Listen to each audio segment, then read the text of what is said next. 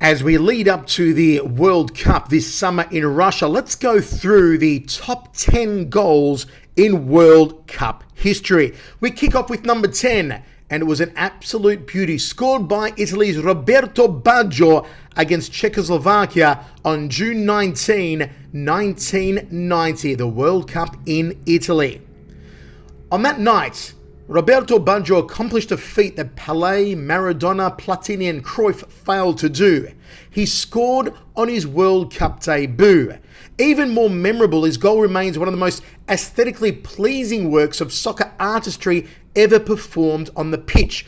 Botticelli with boots, a dribbling Donatello. Roberto Baggio was an artist in every sense of the word, but his knack for scoring exquisite goals from slaloming runs and curling free kicks and dummy the goalkeeper dances didn't actually earn him a place in Italy's starting 11 for the 1990 World Cup. 2 years before the United States unleashed their basketball dream team in Barcelona, Italy produced its own football dream team for a World Cup held on home turf. Italian football was at the height of its powers in 1990, and the Serie A boasts the finest players on the planet: Maradona and Carrera at Napoli, Klinsmann, Bremer and Matteus at Inter Milan, Baggio and Giannini at Fiorentina, Vola at Roma, and an AC Milan outfit that included Maldini, Baresi, Donadoni and the Dutch trio of Gullit, Rijkaard and Van Basten. Defensively is where the Italians shone, with a back five comprising captain Giuseppe Bergami, Riccardo Ferri, Ciro Ferrara, Paolo Maldini and tireless sweeper Franco Baresi. Their midfield boasted speed and creativity in the form of Giannini, Ancelotti and Fernando Rambo di Napoli. Silky skilled Roberto Donadoni filled the playmaker role behind the strikers Andrea Carnevali and Gianluca Vialli. Even the bench was stacked, with names including Luigi D'Agostini, Nicola Berti, Aldo Serena, Pietro Viekovod, Roberto Mancini and Sicilian striker Salvatore Toto Schillaci. Manager Azeglio Vicini found no room for Baggio at the tournament's outset. Instead, the most expensive player in the world, worth a $13 million transfer from Fiorentina to Juventus that caused 2 days of riots in the streets of Florence, injuring 50 people, well, he found himself relegated to the sidelines. For most Italians, this was harsh treatment for a 22-year-old who had once dribbled the entire Napoli defensive line on his way to rounding the goalkeeper to net one of the greatest goals ever seen in European domestic football. Baggio scored 17 goals in 30 matches in the 89-90 season, second top scorer to Van Basten and 1 goal more than the great Maradona. He also helped Fiorentina reach the UEFA Cup final. Italy opened their World Cup solidly with 1-0 wins against Austria and the USA, but fans and media alike wanted more goal-scoring action from their dream team, and in the third group game, Vicini decided to sit Vialli and Carnevali in favour of Baggio and Schillaci up front. Only 9 minutes into the game, Vicini's strategy paid dividends. Schillaci headed his second goal of the tournament, but Baggio, playing in his first ever World Cup game, found limited opportunities to exercise his brilliance, faring quite poorly in the first half. With 12 minutes remaining in the game, Baggio decided to introduce himself to the watching world.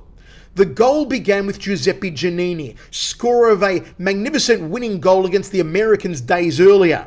Picking up the ball in his own half, Giannini dribbled around a fallen Czech defender, then blindsided another before laying the ball off to Baggio. The number 15 held up the ball momentarily on the halfway line. He glanced upfield toward goal and then decided to go it alone. The decision to go solo could not have been an easy one for anyone but Baggio.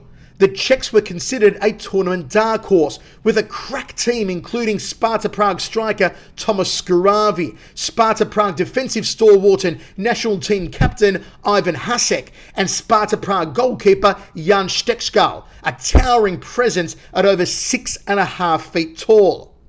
Baggio's first move was to play a pass between two Czech midfielders to Giannini. Giannini then played the ball back to Baggio, who had split the two Czechs. Hasek lunged at him with a sliding right foot that Baggio calmly evaded and set on a 45-degree diagonal run towards the box. As Sparta Prague midfielder Mikhail Bilek backed up into the box facing Budjo, the Italian produced the most outstanding, the most epic moment of this goal. Seamlessly flowing into the box, Budjo dribbled toward Bilek and then dropped his shoulder, sending Bilek the wrong way while moving himself in the opposite direction. Bilek went left, Budjo went right. As Bilek did a discombobulated 360 turn, goalkeeper Schiavello came out of the 6-yard box to confront Budjo. Bilek jutted out his left leg in a final Hail Mary defensive attempt as Budjo shaped to strike the ball to Schiavello's left, but instead shot right of the wrong-sided keeper. The angle between Bilek and Schiavello required precision timing that could have earned Budjo a job at Rolex. There was no better way for 5'9" Roberto Budjo to negate 6'6" Schiavello's height than to fake him and go low. The ball sailed in the back of the net and Italy went into meltdown, along with the media, the neutrals, and most everyone else. Budjo's goal was a work of art, deserving of a wall in the Louvre. The elegant passing, the 1-2 with Giannini, the close control, the sudden acceleration, the sense of space, the subtle feints and fakes, the slalom dribble, the exquisite shoulder drop, and striking at the exact moment, not too early, not too late, are trademarks of a football genius. What's truly baffling is how Budjo made it all look so easy, and it is number 10 on our top 10 of all-time World Cup great goals.